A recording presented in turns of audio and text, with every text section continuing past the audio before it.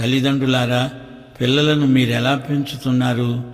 వారు యువదశలో ఉండగానే వారికి ఆధ్యాత్మిక బాధ్యతలు నేర్పాలి. పిల్లలు తల్లిదండ్రుల వలన చెడిపోతున్నారు. పిల్లలను అదుపులో పెట్టలేక తల్లిదండ్రులు అఘోరిస్తున్నారు. తల్లిదండ్రులు తాగుబోతులైతే పిల్లలు వారి మార్గంలోనే నడుస్తారు. ప్రియ సోదరీ సోదరులారా, శోధనలను జయించిన వారు ధన్యులు. శోధించబడడం పాపం కాదు, ఆ శోధనకు లొంగడం పాపం.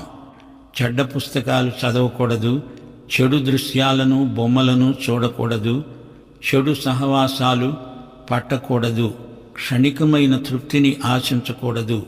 మహోజ్వలమైన భవిష్యత్తు ముందున్నది, దానిని నిదానించి చూడాలి. ఒక్క పూట తిండి కోసం ఏశావు తన జ్యేష్ఠత్వాన్ని తెగనమ్ముకున్నాడు.